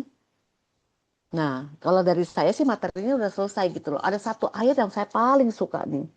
Itu Mazmur 127 ayat 2. Sia-sialah kamu bangun pagi-pagi dan duduk-duduk sampai jauh malam. Sebab ia memberikannya kepada yang ia cintainya pada waktu tidur. Berkat itu nggak cuman upaya kita doang. Kerjain deh bagian kita. I always say that I will do my best and let God do the rest. Karena saya dan Tuhan itu adalah kawan sekerja. Dan itu from time to time itu I practice. Kadang-kadang jatuh lagi. Aduh, kayaknya saya lebih banyak nih bagiannya. I go back lagi. Aduh Tuhan, kayaknya I lebih banyak deh. Saya lebih banyak ngontrol. Have I done the best? If I have done the best, the rest aku serahkan sama Tuhan. Aku serahkan sama Tuhan. Pernah kadang-kadang saya bawa invoice nih. Pernah nih dolar ya. Kita udah jualan nih. Dolar turun jegrek gitu. Dibawa invoice Tuhan ini gimana ya? Dan saya bilang sama tim saya bilang apa? Tuhan kalau udah kasih order nih. Pasti sekali nama jalan keluar lah. Puyeng amat. Nggak mungkin dia kasih order kagak sekalian sama jalan keluar. Because that's called we call speak of faith. Katakan terus, Tuhan ini gimana ya invoice-nya nih. Segini belum di hedging, tiba-tiba dolar jegrek gitu loh. Mau gimana lagi? Saya lagi dagang, tiba-tiba perang. Hari Jumat, kita udah putuskan mau loading berapa kontainer. Hari Sabtu perang. Hah, gimana nih? Senin harus ngambil keputusan. Canda nih Tuhan. Gimana? Mengambil keputusan tidak ketidakenakan. Dia bawa aja lagi Tuhan ini gimana nih? Jalan nggak jalan, jalan nggak jalan, nggak jalan jalan, jalan nggak jalan. Udahlah. Semakin kita dekat sama Tuhan, semakin kita tahu bahwa apa? Yang mana sih yang suara Tuhan? Dan seringnya Tuhan itu berbicara sama kita lewat bisik lagi. That's why we need to listen more. Listen more then speak. Dan itu sangat sulit buat saya. Dan saya pengen ngajak teman-teman adalah nggak apa-apa teman-teman hari ini kan denger nih sharing saya. Ya, saya 27 tahun menjalankan bisnis ini. Saya bisnis ini ekspor. Saya segala macam orang. Mau orang Afrika, kayak orang China, kayak orang Rusia, kayak ditemuin. Tapi hanya Tuhan yang bisa kasih tahu saya bahwa apa, yang mana yang harus saya bisnis. Tuhanlah yang menjaga saya. Suami saya mengatakan ke saya gini nih, saya selalu bilang bahwa semua itu karena anugerah Tuhan. Suami saya bilang gini, lu kadang spiritual bener sih, tapi emang beneran. Semakin saya lewatin hari-hari saya, lewatin perjalanan hidup saya semakin lihat bahwa apa, emang beneran. Saya itu nggak ada apa-apanya. Ya, nah sekarang saya udah selesai nih cover materinya. Saya open ya buat discussion. Oke teman-teman, teman-teman silakan nanya ya kalau ada pertanyaan. Oke, pertanyaan. Mana yang lebih penting, bekerja sama dengan orang kepercayaan atau keuntungan? Mana yang lebih penting ya, bekerja sama dengan orang kepercayaan atau keuntungan? Anda cari apa nih dalam kerjasama itu?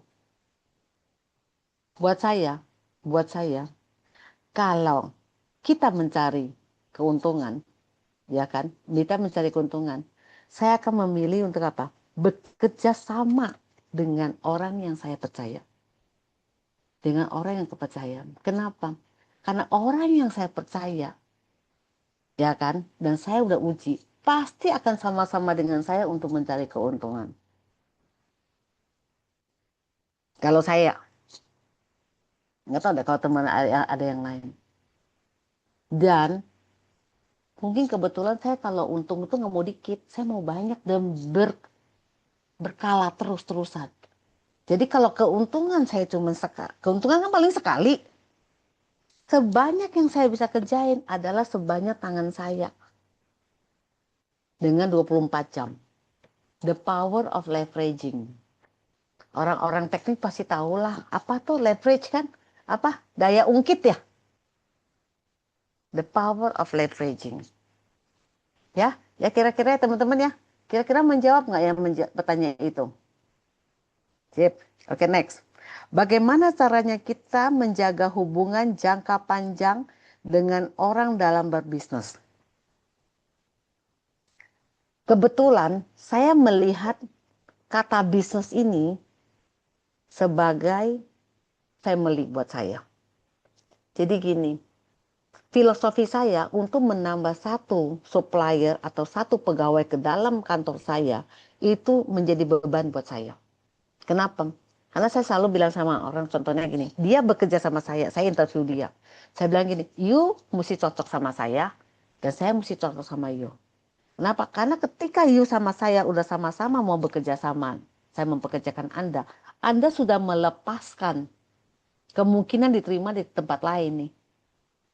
Betul nggak? Saya harus bisa ensure bahwa apa? Ketika Anda sudah lepaskan kesempatan itu, berarti kan the next-nya adalah hidup Anda tergantung sama bisnis ini nih. Nah, kita harus sama-sama menggedekan bisnis ini supaya bisa berkesinambungan. Hidup Anda juga kan dibayar oleh bisnis gitu loh. Ya. Nah, hal yang kedua adalah ketika kita berbicara sama supplier. Gini, saya kan kebetulan jadi agentnya beberapa produk di Indonesia untuk luar negeri ya. Jadi saya selalu ngomong sama tim saya gini nih, harus kita harus pikir bagaimana menjual produk yang teman kita percayakan kepada kita sebanyak mungkin. Karena begini loh, dia sudah mempercayai kepada kita, artinya bisnis dia ada di tangan kita nih. Lah terus kita kalau bisnisnya kecil-kecil, terus dia bayar pegawainya pakai apa? Kan hitungan matematikanya nggak masuk toh. Nah, ketika saya berpikiran seperti ini, orang mau nggak bisnis sama saya?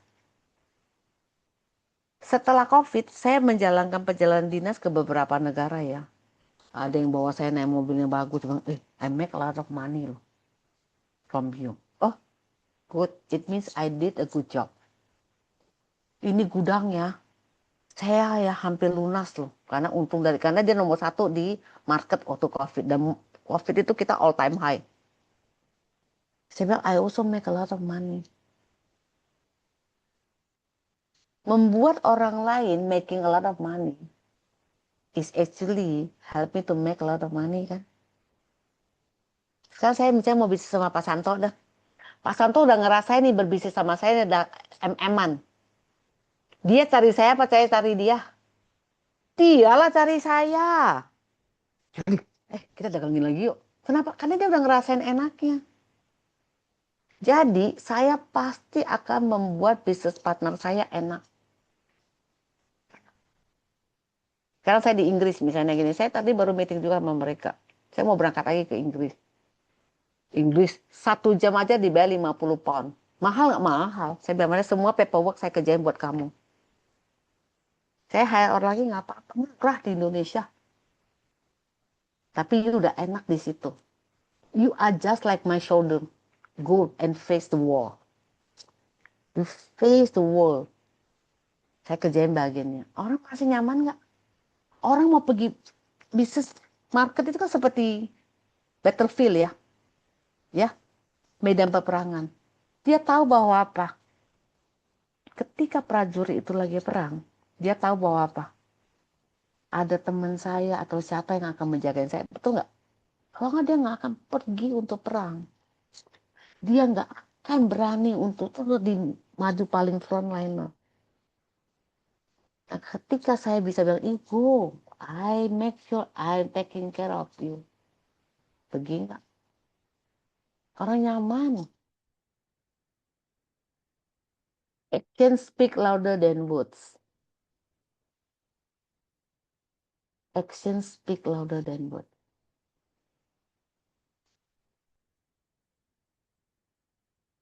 Next.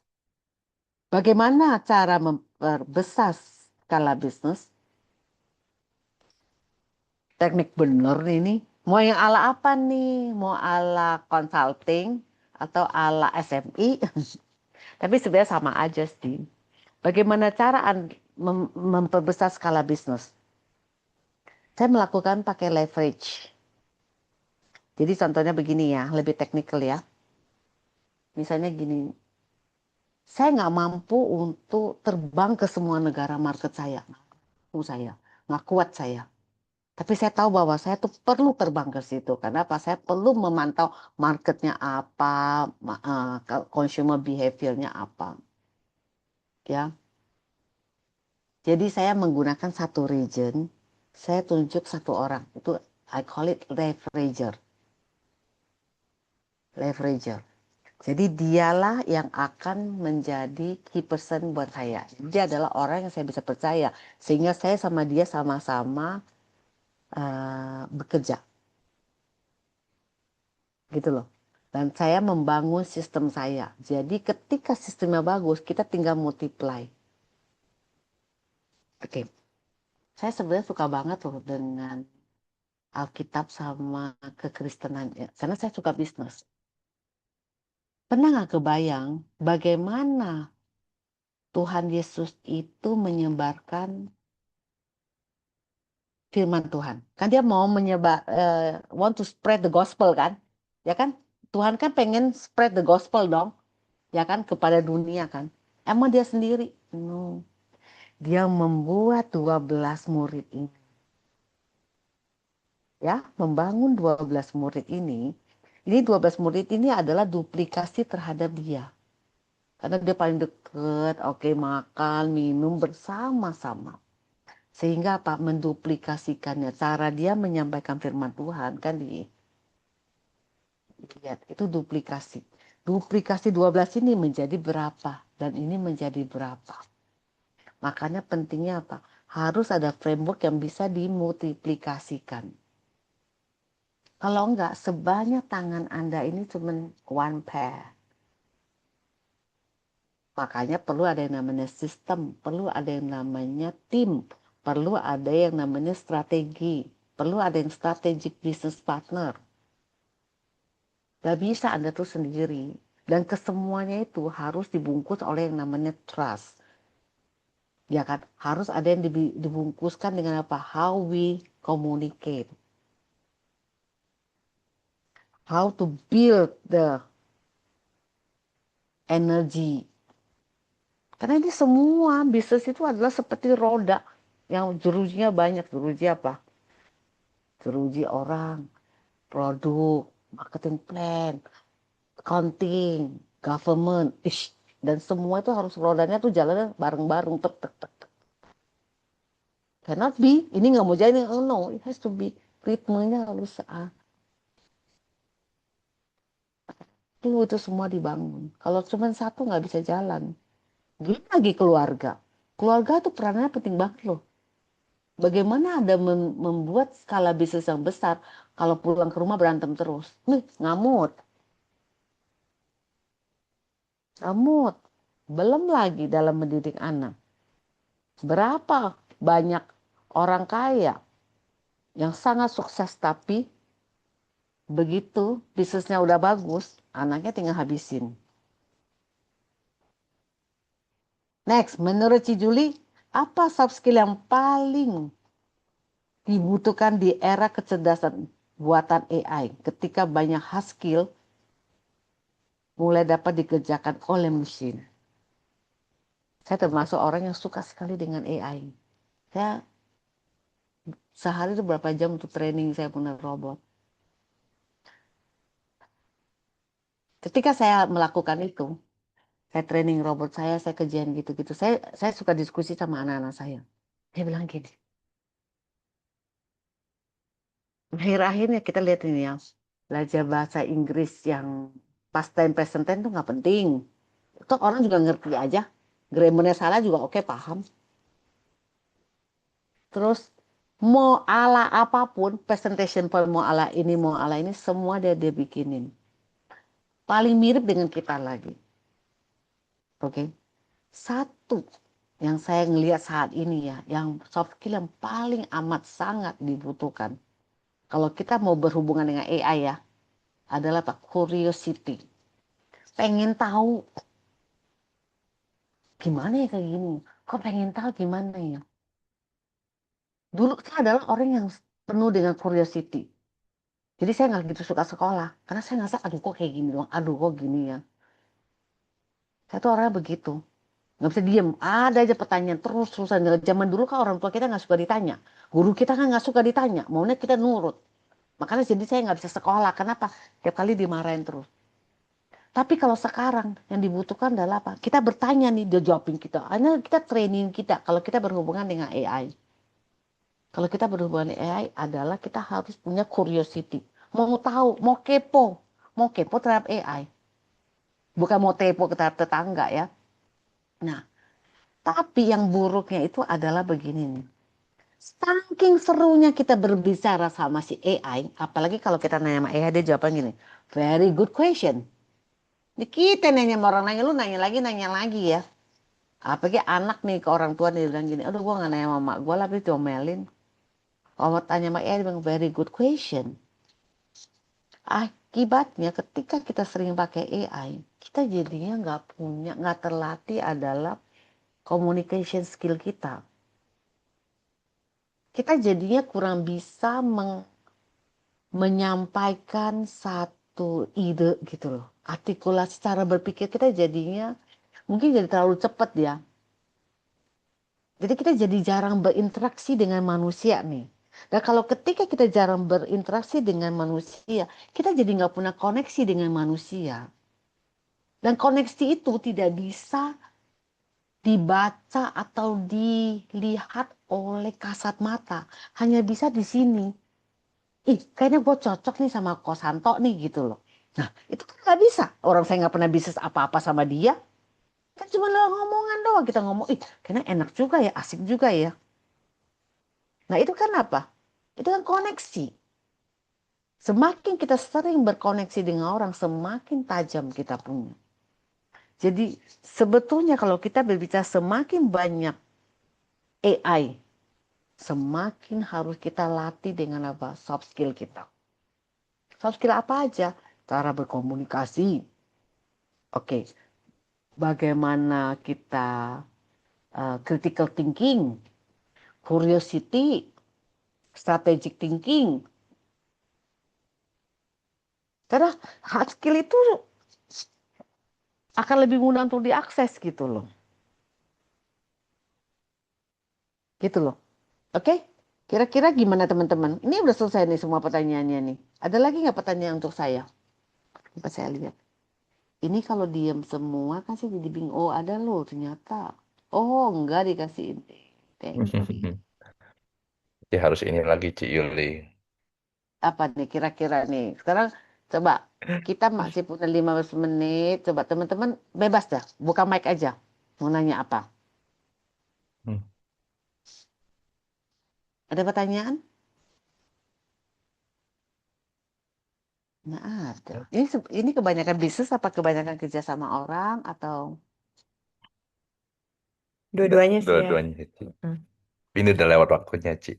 Oh ya udah ngantuk ya. Aduh aduh. Saya tuh kalau ngomong tuh nggak selesai-selesai sih memang. Oke Oh ya deh. tanggal 1 Agustus kita mau ada acara di Yata talk show. Judulnya The Currency of Trust dari buku Stephen Covey akan disiarkan oleh Radio Hotline. Jadi hanya SMI, Oh, semua medium enterprise. Nanti kita akan kasih itu, Anto. Saya oh mau jadi coba langsung ya dulu, kita mau sama coba Pak dulu Jos itu ya. sedikit.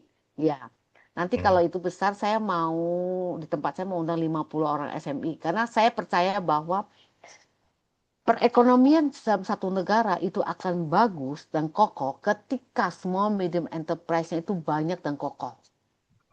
Tapi kalau cuma andalkan besar-besar, nanti kalau dia runtuh, semuanya akan runtuh.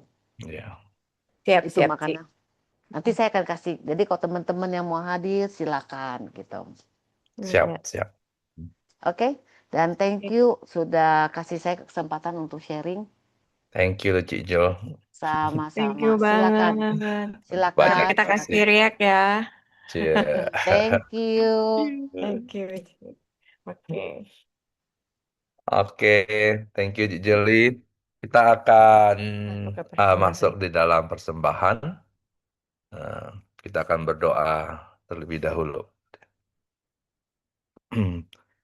Terima kasih ya Tuhan atas segala berkat anugerah-Mu. Kami boleh melakukan perbincangan, kami boleh mendapat banyak insight ya Tuhan untuk melihat bagaimana bisnis ini boleh kami kembangkan, kami kerjakan dengan lebih baik lagi. Terima kasih untuk sharing yang dilakukan oleh Cik Juli kepada kami boleh menambahkan wawasan kami dan menambahkan keberanian bagi kami dan semangat kami untuk menjalankan lebih baik lagi bisnis yang Kau percaya bagi kami. Dan saat ini ya Tuhan, kami akan memberikan persembahan kiranya apa yang kami persembahkan boleh menyenangkan hatimu. Terima kasih Tuhan, di dalam nama Yesus kami berdoa. Amin. Amin. Teman-teman, eh, kita akan mengadakan pertemuan kembali di tanggal 12 Agustus dengan pembicara Pastor Yosep Ya, Tendian. Tandian. Ya. Dan teman-teman, hari ini kita tidak membagikan Google Form, tetapi teman-teman sudah diabsenkan oleh tim ya, sudah diabsenkan. Ini harus dipindahin dulu. Oke. Demikian pengumumannya. Bagi teman-teman yang sudah memberikan persembahan, kami mengucapkan terima kasih. Kiranya persembahan ini menjadi berkat buat semuanya. Selanjutnya kita akan masuk ke dalam doa penutup. Sebelumnya kita foto bersama dulu ya. Ya, udah bersama, foto bersama. Kita buka kamera yuk. Kita buka kamera ya. Kita akan foto bersama. Silakan Miguel.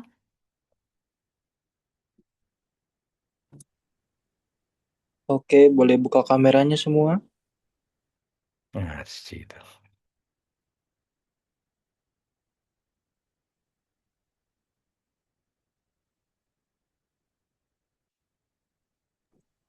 Boleh senyum, satu, dua. Sekali lagi, satu, dua. Oke. Oke, thank you Miguel. Kita akan masuk ke dalam doa penutup dan doa berkat. Silakan. Kami akan mengakhiri pertemuan ini. Kiranya berkat anugerah dari Allah Bapa, Allah Putra, Roh Kudus boleh menyertai kita dari hari ini sampai selama-lamanya. Dalam nama Tuhan Yesus kami berdoa. Amin. Amin. Oke, see you all semuanya. God bless. Thank Thank you. you, Ati God Julie. bless. God Thank you. bless. Thank you, Ci. Thank Thank you. you. Bye. Bye. Thank you.